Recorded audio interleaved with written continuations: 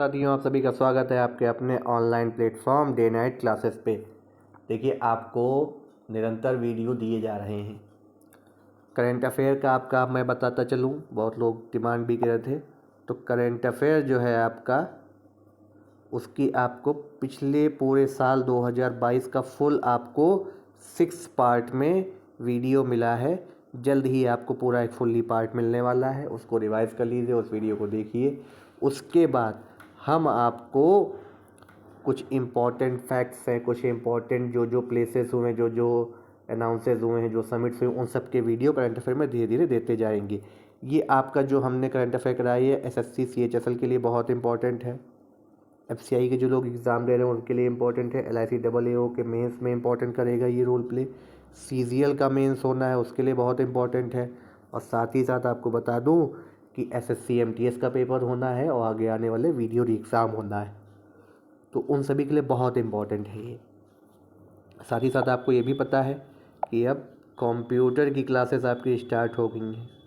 Computer की ये आपकी इम्पोर्टेंट है ट्रिपल सी के लिए, एलआईसी डबल एओ के लिए, सीएचएसएल मेंस, सीजीएल मेंस और बेसिक जो भी नॉलेज आपके जहीं कहीं भी आता है, यूपीपीसीएल है, यूपीआरवीएनएल है, इन सब के लिए बहुत इंपॉर्टेंट है। तो कंप्यूटर क्लासेस को आप ज़रूर देखिए। कुछ भी चेंजेस आपको लगते हो करने हो तो बिल्कुल बताइएगा।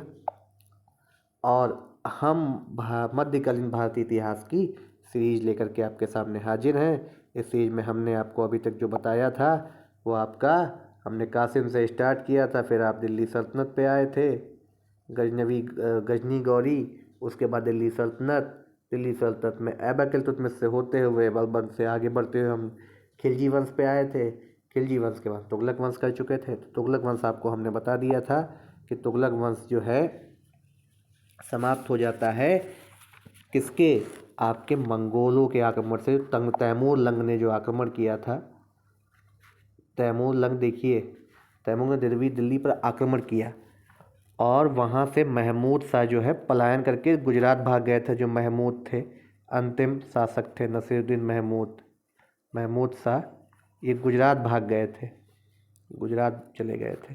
दिल्ली से गुजरात चले गए थे और इनकी हिम्मत भी नहीं हुई कि ये वापस आ पाएँ, क्योंकि ये फिर नाम मात्र के सुल्तान रह गए थे। कैथल में इनकी मृत्यु हो गई थी और इन्हीं के टाइम पे ही जो है, जब तैमूर लंग वापस जा रहा था, वापस जाते समय जो है आपके,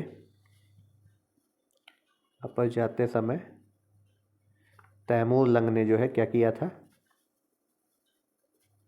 तैमूर लंग ने खिज्र खां, ठीक है, खिज्र खां से कहा, उसको जो है दे गए थे आपके दिल्ली, मुल्तान, लाहौर और दीपाल, सब उनको प्रदान कर दिए थे। और फिर वहाँ दिल्ली पर आक्रमण करके मेरठ और हरिद्वार तक चले गए थे। और फिर दिल्ली सल्तनत पर खिज्र खां ने आक्रमण किया 1413 ईस्वी में, और वहीं पे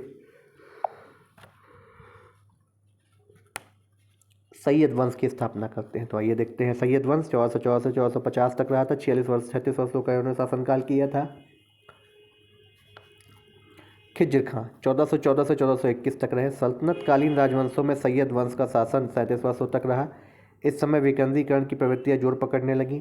तैमूर द्वारा खिज्र खां को लाहौर, मुल्तान, दीपालपुर की जागीरें सौंप गए थे। इसे सैयद की उपाधि बुखारा के शेख जलालुद्दीन ने दिया था। देखिए, जून 1414 में सिंहासन ग्रहण कर उसने अपने को पैगंबर मोहम्मद का वंशज बताया, उपाधि धारण नहीं करी। उसने रैयते आला की उपाधि ग्रहण करी थी। खिज्र खां ने तैमूरों की सत्ता के प्रतीक स्वरूप खुतबा में शाहरुख यानी तैमूर का पुत्र का नाम का उल्लेख कराया था। भाई, इतना सारा राज्य वो दे करके दे गए थे। खिज्र खां ने अपने सिक्कों पर तुगलक सुल्तान का नाम अंकित कराया था, इंपॉर्टेंट है। खिज्र खां के समय दिल्ली सल्तनत की सीमा दोआब तथा मेवात के कुछ क्षेत्रों तक ही सीमित थी। इसने सीमाओं के विस्तार का कोई भी प्रयास नहीं किया था, क्योंकि इनको सब जीता मिला हुआ था। 1421 में इनकी डेथ हो गई थी। फिर क्या आते हैं, फिर आपके मुबारक शाह आते हैं। लेकिन मुबारक शाह 1421 से 1434 तक रहे थे। खिज्र खान ने मलिक मुबारक को अपना उत्तराधिकारी ने उसने शाह की उपाधि धारण की। मुबारक शाह ने सिक्कों से तुगलकों का नाम हटा दिया था, इम्पोर्टेंट है, पूछा जा सकता है, और स्वयं को नायाबे अमीरुल मोमियान घोषित कर दिया था। फिर मोहम्मद शाह आते हैं 1334 से 1445 तक। मुबारक शाह के बाद उसके भाई का पुत्र मोहम्मद बिन फरीद का मोहम्मद शाह के नाम से गद्दी पर बैठता है। मोहम्मद शाह ने अफगान सरदार बहलोल लोदी को पुत्र कहा और खाना की उपाधि से सम्मानित किया था। देखिए फिर क्या हुआ, 1445 में मोहम्मद शाह की मृत्यु हो गई और फिर अलाउद्दीन आलम शाह आपके आते हैं। मोहम्मद शाह के बाद उसका पुत्र अलाउद्दीन आलम शाह शासक बना। वह अयोग्य था और वजीर हमीद खां से लड़ झगड़ कर बदायूं चला गया, वहीं रहने लगा। 1447 में बहलोल लोदी ने दिल्ली पर असफल आक्रमण किया, मतलब आक्रमण किया लेकिन सफल नहीं हो पाए थे। फिर बहलोल लोदी ने दिल्ली पहुंचकर वजीर हमीद खां को मरवा दिया। 1450 में संपूर्ण अधिकार हस्तगत कर लिया। लोदी ने बदायूं में रह रहे सैयद सुल्तान अलाउद्दीन आलम शाह को दिल्ली बुलाया, किंतु वह नहीं आया था। किंतु वे नहीं आए। जब वो नहीं आते हैं तब फिर क्या किया, मैं बदायूं के परगने से ही संतुष्ट हूँ और साम्राज्य तुम्हें दे रहा हूँ। 1446 के टाइम इनको भी मार देते हैं लोदी, इनको भी जो है लोदी मार देते हैं। देखिए कहाँ से तुगलक वंश की स्टार्टिंग हुई थी और अंतिम उसका राजा ऐसा आ गया था। फिर सैयद वंश आ गया और सैयद वंश ज़्यादा दिन तक कारगर नहीं हो पाया और अंतिम ऐसा शासक आ गया था कि जिसने फिर आखिर में सब कुछ जिताया दान में ही देता चला गया, क्योंकि वो लड़ नहीं पा रहा था। अब यही होता है कि अगर आप सामने से कमज़ोर हैं, पीठ पीछे तो आप बहुत कुछ किसी की कर सकते हैं, लेकिन सामने से बोलने की हिम्मत आपको रखनी चाहिए। ठीक है, अब इनके बारे में क्या है, देखिए इनके बारे में यही है कि खिज्र खां का आपसे जिक्र पूछा जा सकता है। खिज्र खां के बारे में आपसे पूछा जा सकता है। ठीक है, अंतिम शासक आपके जो पूछा जाए तो कौन थे, अलाउद्दीन आलम शाह, फिर आपके अलाउद्दीन आलम शाह। तो देखिए इसमें आपका यही इंपॉर्टेंट था, टाइम पीरियड पूछा जा सकता है 1414 से 1450, और इसके बाद आपकी लोदी वंश की स्थापना होती। तो अगले वीडियो में हम लोदी वंश देखेंगे।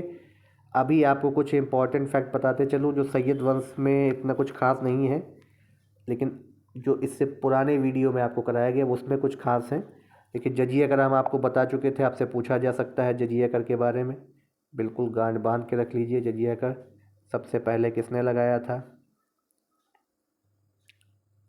सबसे पहले देखिए भाई मोहम्मद बिन कासिम ने लगाया था।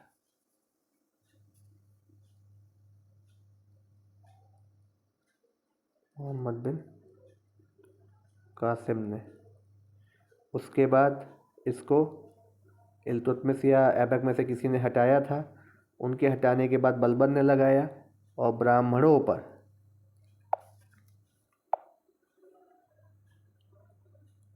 याद रखिएगा, बहुत इंपॉर्टेंट है, ब्राह्मणों पर पहली बार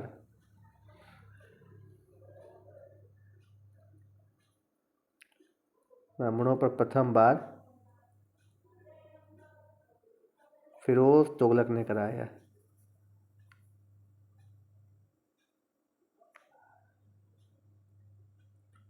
फिरोज शाह तुगलक ने लगाया ब्राह्मणों पर सबसे पहले। जजिया का अगर आपसे पूछा जाए तो किसने लगाया, ब्राह्मणों पर फिरोज शाह तुगलक ने। इसको बाद में अकबर ने अबॉलिश कर लिया था। अच्छा, जजिया कर होता क्या है, ये गैर मुस्लिमों को देना होता था, सिया सुन्नी इनके में संप्रदाय होते हैं उनके का, लेकिन बाद में जाके जो है ये ब्राह्मणों पर भी सबसे पहले लगा दिया गया। अच्छा, आपका जो इससे पहले हमने आपको बताया था, हाँ, अगर आपसे क्वेश्चन पूछा जाए सैयद वंश के बारे में तो सैयद वंश से आपसे जो क्वेश्चन बनते हैं वो यही बनते हैं कि किसने स्थापना करी थी सैयद वंश की। तो सैयद वंश की खिज्र खान ने करी थी। अंतिम शासक आलम शाह थे, अंतिम शासक आलम शाह थे। और आपका सैयद वंश से कुछ खास इंपॉर्टेंट नहीं है। ठीक है, हाँ, ये क्वेश्चन पूछा तैमूर के आक्रमण के बाद भारत में किस वंश का राज्य स्थापित हुआ था। तो तैमूर लंग के आक्रमण के बाद आपका कौन सा वंश आया था, सैयद वंश। ये आपसे पूछा जा सकता है, सैयद वंश, इम्पोर्टेंट है ये। ठीक है, तो आपको क्या करना है, देखिए इस वीडियो में यहीं तक। अगले वीडियो में हम आपका लोधी वन से स्टार्ट करने जा रहे हैं। इम्पॉर्टेंट है, पूछा जाता है। चैनल पे बने रहिए, वीडियो को लाइक करिए, खूब सारा शेयर करिए, सब्सक्राइब करिए। फ्री PDF टेलीग्राम चैनल पे आपको जल्द ही लोधी वंश ख़त्म होने के बाद प्रोवाइड करा दी जाएगी। पुरानी वाली वीडियो आपको PDF प्रोवाइड करा दी गई है। तब तक के लिए धन्यवाद।